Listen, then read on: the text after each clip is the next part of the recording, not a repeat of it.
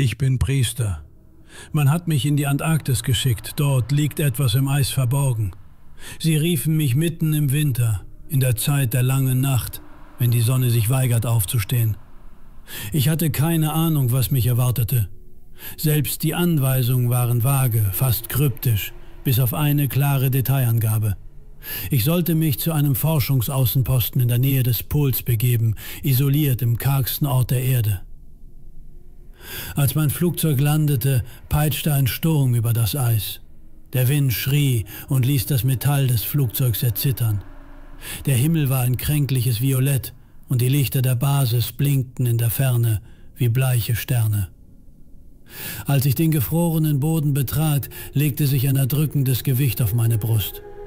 Ein junger Soldat, das Gesicht halb verborgen unter Kapuze und Skibrille, näherte sich mir. Er wirkte erleichtert, den Priesterkragen unter meinem dicken Wollmantel zu sehen, und das, obwohl ich offensichtlich nicht hierher gehörte. »Father Martin?« fragte er, seine Stimme vom Schal gedämpft, der um seinen Mund gewickelt war. Ich nickte und hielt meine Tasche fest, während der Wind durch jede Kleidungsschicht biss. »Ja, und wer sind Sie?« »Corporal Haynes, Sir«, entgegnete er steif. »Man erwartet Sie bereits. Sie sollen mich sofort in den Besprechungsraum begleiten.« Ich folgte ihm und warf einen letzten Blick auf die endlose Eiswüste, nur unterbrochen von niedrigen Hügeln und schroffen Klippen. Es gab hier nichts als Leere und den heulenden Wind. Das Schweigen war anders als alles, was ich kannte. Weit und tief, aber durchzogen von etwas Unheimlichem.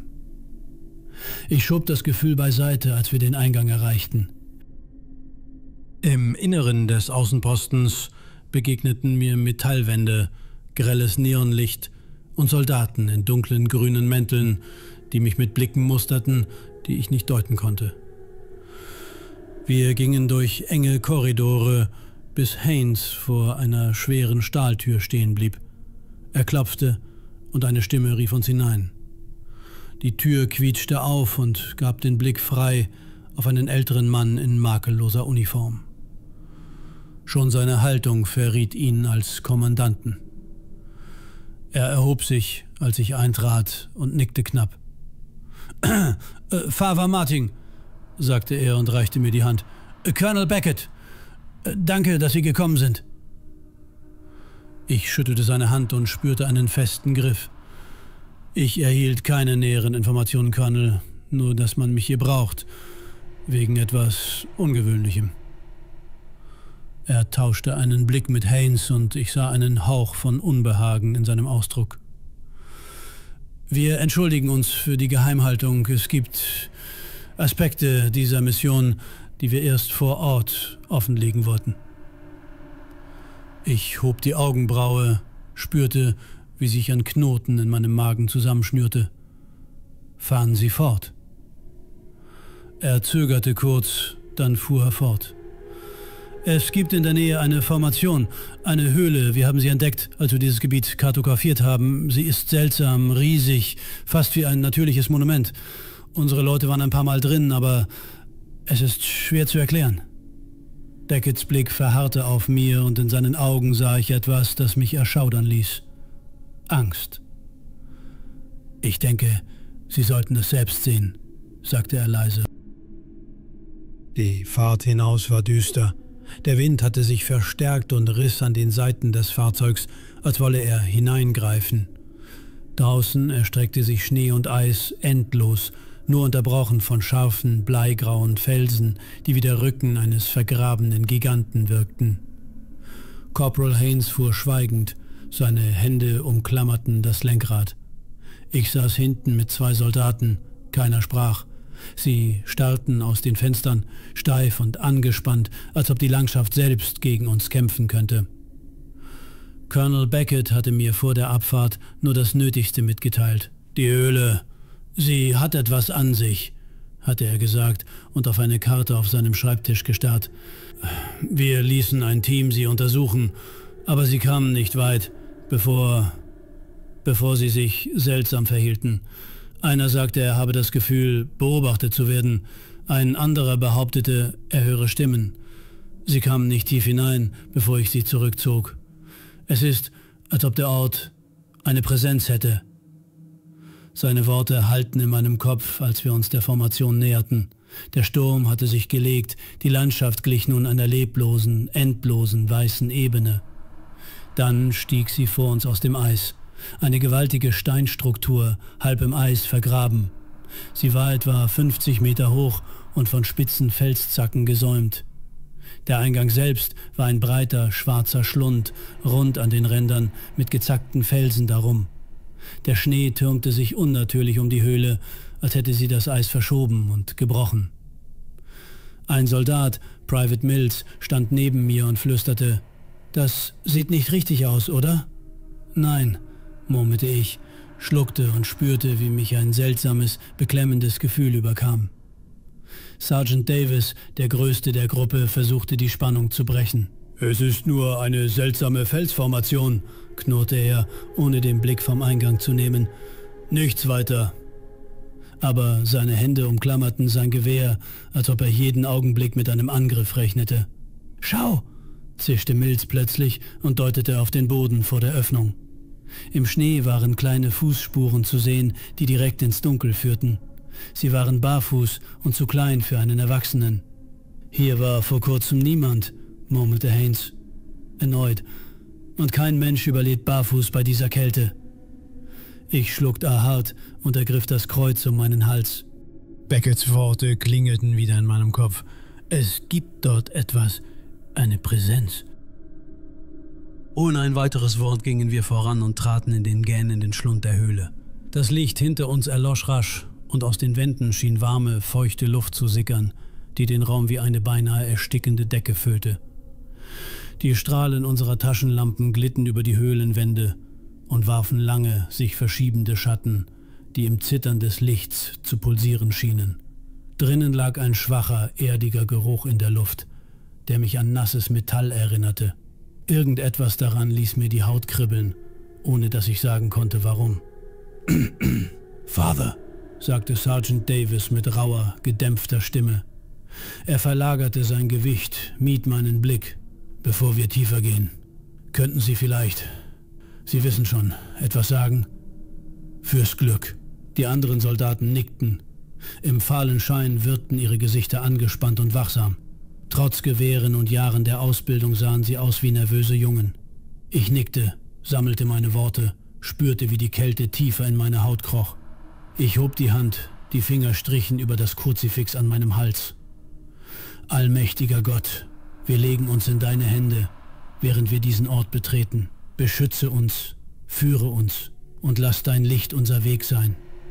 Beschütze diese Männer, halte sie standhaft und schenke uns den Mut, diesen Weg zu Ende zu gehen.« Während ich sprach, hallte ein leises, fernes Geräusch durch die Höhle. Es war nur ein Hauch von Klang, doch unverkennbar unnatürlich. Ein langsames, mahlendes Rollen, das durch die Wände vibrierte. Als ob der Stein sich verschöbe, stöhnend unter einer unvorstellbaren Kraft. Es blieb im Hintergrund, schwoll an und verklang wieder, wie ein dumpfer Protest. Die Soldaten warfen sich unsichere Blicke zu und packten ihre Waffen ein wenig fester. Mills meldete sich. Leise. Ihr habt das auch gehört, oder? Ich meine, das war nicht nur ich. Wahrscheinlich setzt sich nur der Boden, meinte Davis, obwohl seine Stimme bebte. Diese Höhlen sind alt, könnte sich bewegendes Eis sein, Gestein, das arbeitet, sowas. Ja, murmelte Corporal Haynes, nur Felsen. Ich senkte die Hand und steckte das Kreuz zurück in die Jacke. Wir kommen schon klar, sagte ich, obwohl meine Worte selbst in meinen Ohren hohl klangen. Wir gingen weiter, hintereinander, tiefer in den dunklen Schlund der Höhle. Die Wände wurden enger und fielen in einem sanften Gefälle ab. Unter den Füßen fühlte es sich seltsam glatt an, nicht scharfkantig oder brüchig, wie man es erwarten würde. Stattdessen war es ein durchgehender, gewundener Pfad, der sanft abwärts führte, wie das Innere eines merkwürdig geschlungenen Trichters. Das Gestein selbst schimmerte, wenn die Lichtkegel unsere Lampen es trafen. nicht mit dem Glanz von Mineralien, sondern feucht, als wäre es mit einem dünnen Film sirupartiger Flüssigkeit überzogen. Zudem ging eine subtile Wärme von den Wänden aus, weit wärmer als die gefrorene Luft draußen. Wir gingen weiter. Fühlt sich, anders an hier, oder? Murmelte Mills, während sein Blick über die Tunnelwände huschte. Ich meine, sollte es nicht immer noch kalt sein? Davis schnaubte, doch sein Gesicht blieb hart. Einfach weiter, Mills. Wahrscheinlich ein geothermaler Riss oder so. Wärme, die im Gestein gefangen ist. Aber auch er sah sich um. Je tiefer wir stiegen, desto enger wurde der Pfad. Die Decke sank, wir mussten die Köpfe senken. Die Wände krümmten sich einwärts, der Boden fiel steiler ab. Die Luft wurde schwerer, ein Geruch lag darin, schwer zu fassen. Nasse Erde und etwas fast Fauliges. In Abständen rollte dieses leise Mahlgeräusch durch den Fels, ein fernes Grollen, das wie eine dumpfe Saite vibrierte, kein sichtbarer Grund, und doch wuchs in mir ein Unbehagen, das den Magen schnürte. Die Wände schienen zu pulsieren, je länger man hinsah. Ich legte die Hand an den Stein, unter dem Handschuh fühlte er sich weich und glitschig an. Ich zog sie rasch zurück, wischte das Nasse an meinem Mantel ab, doch das Gefühl blieb. »Es fühlt sich an, als sollten wir nicht hier sein«, flüsterte Mills. »Leise«, zischte Haennes, die Stimme gespannt. Er warf mir einen Blick zu, flehend. »Father, spüren Sie hier irgendwas?« Ich atmete ein. »Hier ist etwas. Bleiben wir konzentriert.« Wir gingen schweigend weiter, Schritt für Schritt. Unser Echo lief vor uns her, und hinter uns ächzten die Wände, als lauschten sie. Tiefer drinnen begann ein Puls zu schlagen, ein langsames, stetiges Pochen, das durch den Kopf vibrierte. »Spürt ihr das?« fragte Mills, die Stimme brüchig. »Einfach weitergehen«, knurrte Sergeant Davis, doch seine Stimme war flach vor Anspannung. »Hier ist nichts außer Fels. Klar bleiben.« Mills blieb stehen, sein Atem stockte. Sein Blick wurde leer, als sähe er etwas, das nur er sehen konnte. Ich legte ihm eine Hand auf die Schulter, spürte, wie sein Körper unter meinem Griff bebte. »Mills«, sagte ich, »bleib bei uns.« Er blinzelte, hob den Kopf und Panik trat in seine Augen. Ich sollte nicht hier sein, Vater. Ich fühle, als würde mich etwas ansehen, etwas, das ich zurückgelassen habe.« Seine Finger zitterten an der Stirn. Sie steht da.« »Was siehst du?«, fragte ich, obwohl mir der Magen sich zusammenzog. »Meine Kleine«, flüsterte er. »Sie schaut mich an, aber ihr Gesicht...« Er würgte die Worte hinunter, Tränen in den Augen. »Warum ich sie allein gelassen habe, warum ich nicht da war.« »Private«, fuhr Davis ihn an, »reiß dich zusammen!« Mills Hand glitt zum Gürtel, wo das Messer in der Scheide steckte. Sein Gesicht verzerrte sich vor Qual. »Sie sagt, es ist der einzige Weg«, hauchte er. »Wenn ich tief genug...« Ich packte sein Handgelenk, ehe die Klinge ganz frei war. Unter meinem Griff zitterte er heftig. »Was auch immer du hörst, ist nicht wahr«, sagte ich. »Du bist hier, mit uns.« »Vater, helfen Sie mir«, keuchte er. Ich zog das Kreuz hervor, hielt es zwischen uns und begann zu beten. »Gott, Herr der Heerscharen, vertreibe diese Finsternis aus seinem Geist.« Das ferne Grollen im Gestein schwoll an, ein dumpfer Puls ging durch die Wände. Mills Hand erschlaffte einen Moment, die Klinge senkte sich. Haines und Davis standen dicht, die Gewehre tief, die Blicke zwischen Mills und der Dunkelheit pendelnd. Ich fuhr fort. »Beschütze diesen Mann, führe ihn ins Licht, erlöse ihn von dem Bösen.« Die Höhle schien zu atmen, warm und feucht, doch Mills Blick klärte sich für einen Herzschlag. »Es ist noch da«, flüsterte er, »aber ich halte durch.« Die Höhle atmete, warm und feucht, und irgendwo tiefer drin vibrierte ein dumpfer Puls. »Hört ihr das?«, murmelte Davis. Er und Heinz starrten in den Gang, als lauschten sie auf etwas, das wir anderen nicht hörten. »Es ist schön«, flüsterte Heinz. Siehst du es, Davis? Das Licht. Ja, es ruft uns, sagte Davis tonlos und machte einen Schritt vor. Davis, Heinz, rief ich, doch sie reagierten nicht. Beide gingen, als würden sie schlafwandeln, ruhig, zielstrebig, tiefer in den Tunnel. Neben mir klammerte Mills meine Hand. Vater, lassen Sie sie nicht weitergehen. Es zieht sie hinein. Ich kniete mich zu ihm. Sein Blick flackerte, aber er hielt stand. Ich schaffe es, hier zu bleiben, keuchte er. Gehen Sie, holen Sie sie zurück. Ich nickte, sprach einen kurzen Segen und ließ Mills an der Felswand zurück.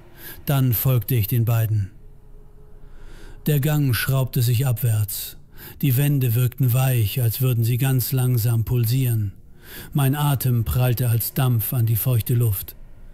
Ich rief ihre Namen, doch nur mein Echo kam zurück. Da bewegte sich etwas vorn. Eine kleine Gestalt trat aus dem Dunkel. Ein Kind. Barfuß, dünn, schneeweiße Haut, helles Haar, ein zu großes weißes Hemd. Es konnte nicht älter als 7 oder 8 sein. Es lächelte, warm und falsch zugleich. »Hallo, Vater«, sagte es sanft. »Sie suchen Ihre Freunde, nicht wahr? Aber es ist zu spät. Sie gehen schon.« »Wo sind sie?« Das Lächeln des Kindes wurde breiter. »Sie waren ängstlich. Sie wollten jemanden, der bei ihnen bleibt, so wie Mills. Den haben sie auch zurückgelassen.« Seine Worte stachen. »Mills wollte, dass ich gehe.« »Weil er wusste, dass sie gehen wollten«, säuselte es. »Menschen, die man zurücklässt, sie kennen das. Und sie selbst, all das Opfer. Keine Frau, keine Kinder, nur Gelübde, so viel Einsamkeit.« Es trat näher, kalt wie Eis. »Gott sieht ihr Leiden. Er will, dass sie ruhen. Lassen Sie los. Wenn sie jetzt gehen, wird Gott sie lieben wie einen Heiligen. Nur loslassen, und es ist vorbei.« Seine kleine Hand griff nach meiner, ein bleiches, eiskaltes Gewicht. Der Puls in den Wänden schlug im Takt meines Herzens, schwer und süß wie Betäubung. Ich spürte, wie mich die Worte umschlangen und fand im selben Moment Halt.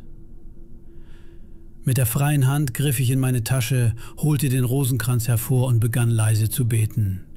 »Gegrüßet seist du, Maria.« Das Lächeln des Kindes fror ein. »Das nützt Ihnen hier nichts, Vater«, flüsterte es, die Stimme plötzlich hart. »Gott hört Sie hier nicht. Und Sie schon gar nicht.« Ich betete weiter. »Gegrüßet seist du, Maria.« Das Lächeln des Kindes zerbrach. Seine Stimme wurde kalt. »Das hilft dir hier nicht, Vater. Du klammerst dich an Worte, die hier nichts bedeuten.« Ich fuhr fort.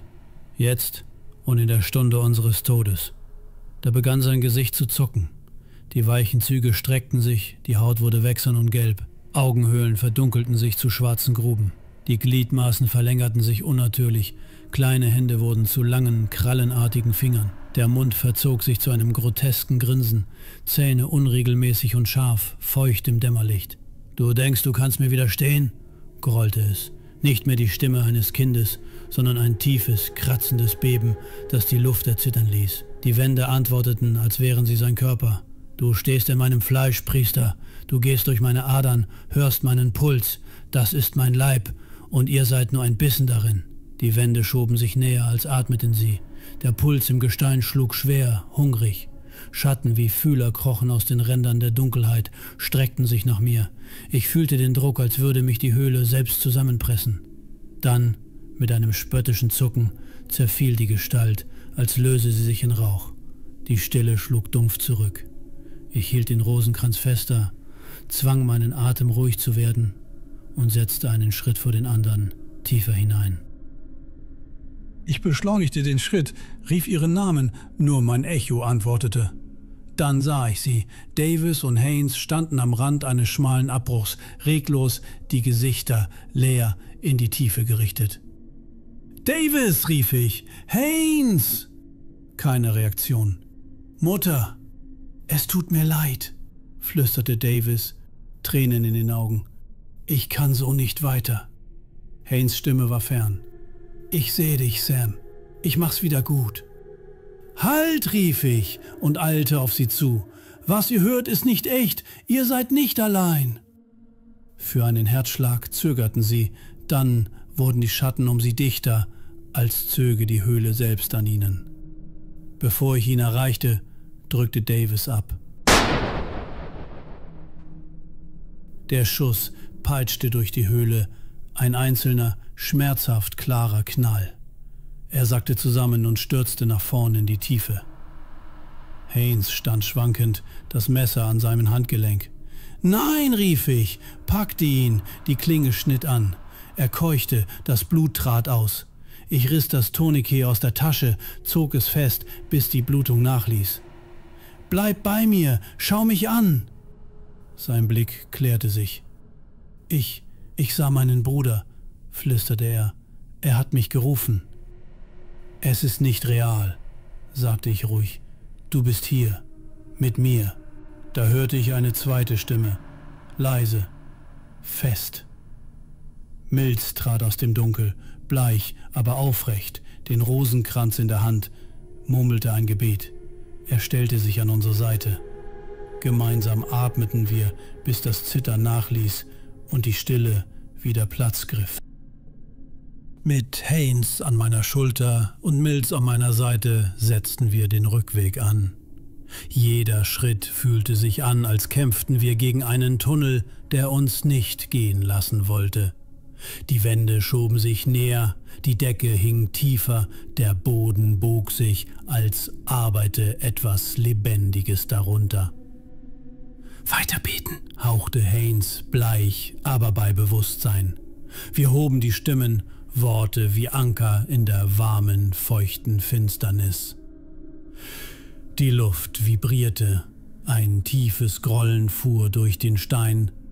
Haarelineale Risse zuckten über den Boden. Aus den Schatten tasteten fühlergleichende Vorsprünge über unsere Ärmel, kratzten, ließen wieder los. Wir drängten schneller voran, die Lampenkegel zuckten über die feuchten, pulsenden Wände. Der Tunnel schien sich zu verlängern, dann plötzlich zusammenzuziehen, als würde er atmend gegen uns arbeiten.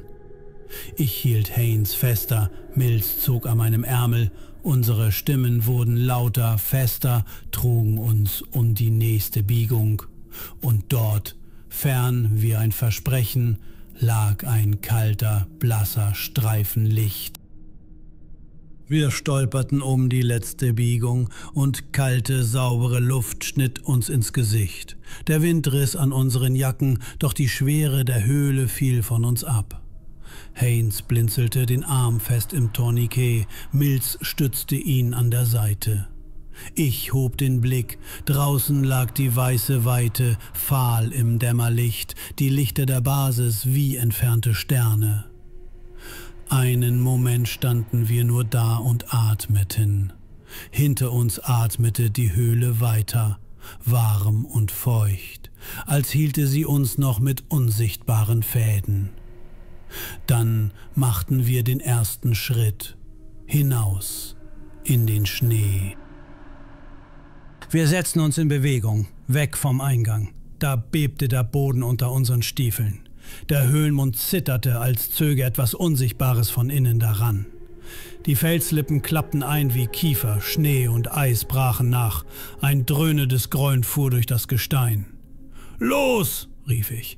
Wir stolperten einen Hang hinauf, der Wind riss an uns, während hinter uns der Eingang in sich zusammenfiel. Die Schatten darin verzogen sich, als würden sie fliehen.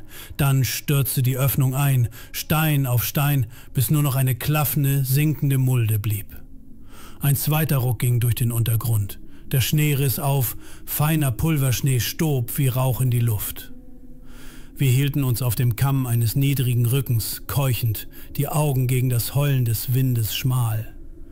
Das Grollen verebbte, wurde zu einem tiefen Seufzen und erstarb. Vor uns lag nur noch eine flache, vernarbte Stelle aus Schnee und gezacktem Fels. Kein Eingang mehr, keine Spur. Die Stille der Antarktis kehrte zurück, kühl und rein, als sei nichts geschehen. Als wir die Basis erreichten, wartete Colonel Beckett bereits. Sein Blick glitt über Haynes festgezogenen Arm und über Mills bleiches Gesicht. Er nickte nur knapp und winkte die Sanitäter heran. Wortlos nahmen sie die beiden in Empfang. Wir blieben zu zweit im Gang zurück. Der Wind heulte gedämpft hinter der Schleuse. »Nun?« fragte er leise. Ich holte Atem. »Etwas Böses, Colonel. Jenseits unseres Verstehens. Was immer es war, ist es besser, wenn es begraben bleibt.« Sein Kiefer arbeitete. »Und Sergeant Davis?« »Er hat es nicht geschafft«, sagte ich. »Mills und Haynes werden sich erholen, körperlich jedenfalls.« Beckett nickte ein zweites Mal, weicher. »Danke, Father.« Später, als ich mich auf die Abreise vorbereitete, lag über allem eine seltsame Ruhe, vermischt mit Trauer. Ich sprach ein letztes Gebet und hoffte, dass das, was unter dem Eis geschlummert hatte, dort bleiben würde. Ich bereitete mich auf den Abflug vor. Die Basis lag still im Sturm, nur die roten Baken blinkten. Ich nahm meine Ledertasche, Jum Lenarish, sprach ein kurzes Gebet für Davis und für die Männer, die geblieben waren. Beckett wartete am Rollfeld. Ein knappes Nicken genügte. An der Rampe drehte ich mich noch einmal um. Die Lichter der Station, fern, kalt, und darüber die endlose, weiße Nacht. Ich stieg ein, setzte mich und klammerte den Rosenkranz und bat, dass das, was unter dem Eis geschlafen hatte, dort auch bleiben möge.